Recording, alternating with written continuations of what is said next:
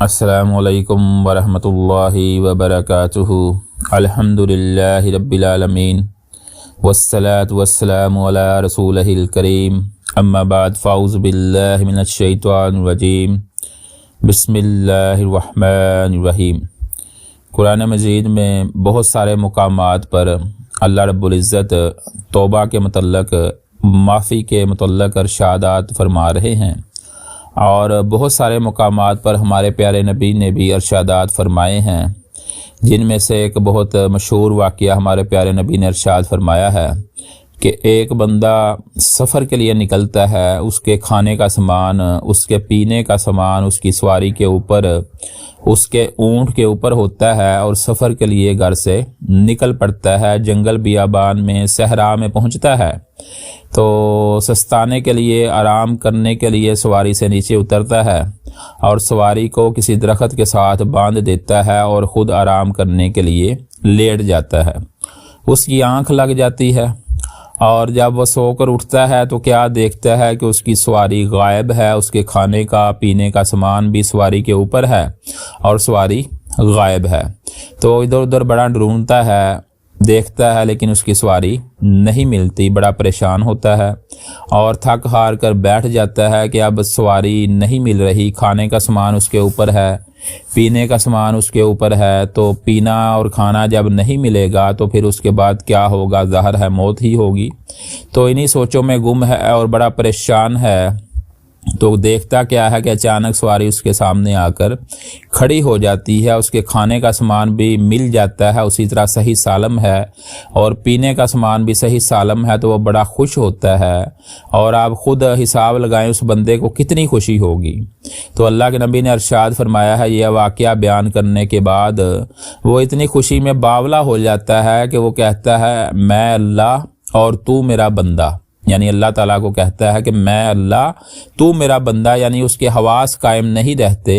تو اس سے بھی زیادہ خوشی اللہ کے نبی نے فرمایا اس وقت اللہ تعالیٰ کو ہوتی ہے جب بندہ توبہ کرتا ہے، اللہ تعالیٰ سے معافی مانگتا ہے، استغفار کرتا ہے۔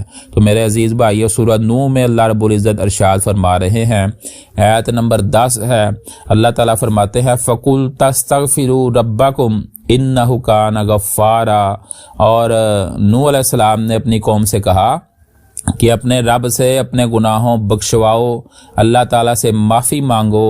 فَقُلْ تَسْتَغْفِرُوا رَبَّكُمْ اِنَّهُ كَانَ غَفَّارًا، اللہ تعالیٰ سے اپنے گناہ بخشواؤ، معافی مانگو اللہ تعالیٰ سے۔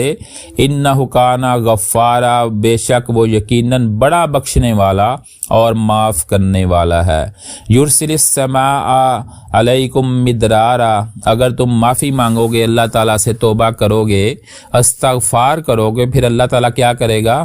وہ تم پر آسمان کو خوب برستا ہوا چھوڑ دے گا۔ یرسل السماء علیکم مدرارا، تم پر رحمت کی بارشیں نازل فرمائے گا۔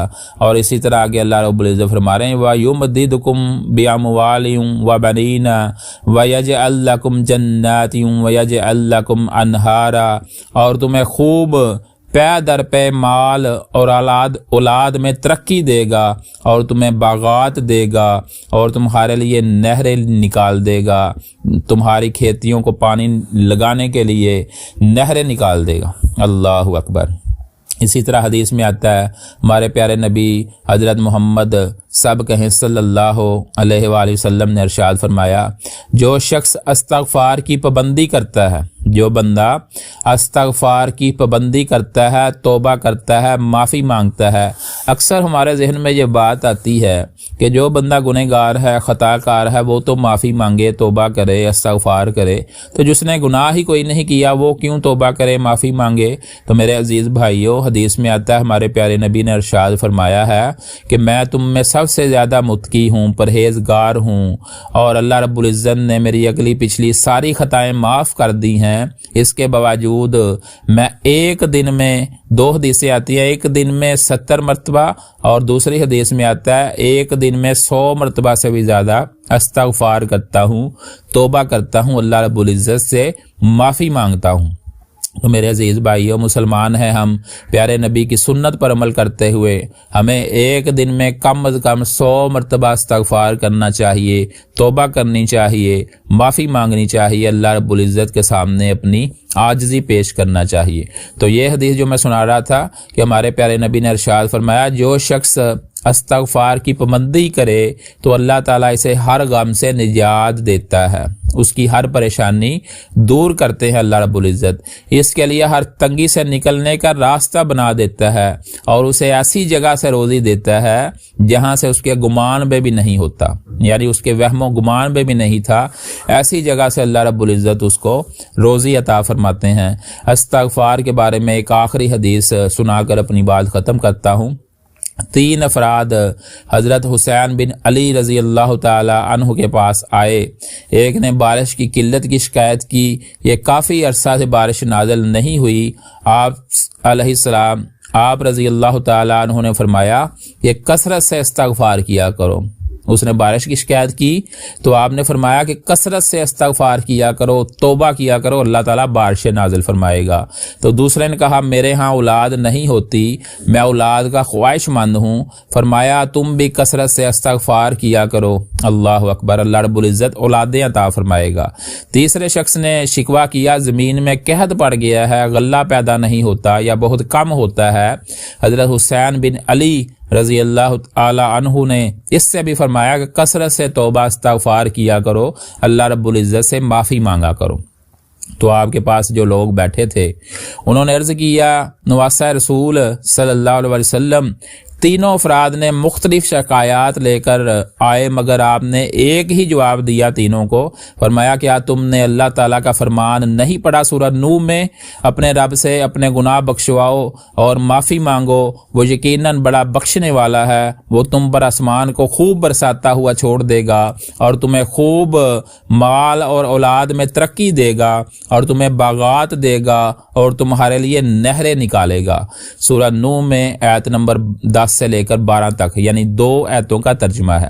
تو میرے عزیز بھائیوں، میری اسلامی روحانی ماؤں بہنوں، ہمیں استغفار کرنا چاہیے۔ ہمارے پیارے نبی نے بھی ہمیں استغفار کی تلقین دی ہے اور اللہ رب العزت بھی چاہتے ہیں کہ مجھ سے میرے بندے معافی مانگے، مجھ سے توبہ کیا کریں۔ تو اللہ تعالیٰ سے دعا ہے مجھے اور آپ کو زیادہ سے زیادہ استغفار کرنے کی، توبہ کرنے کی، معافی مانگنے کی توفیق عطا فرمائے۔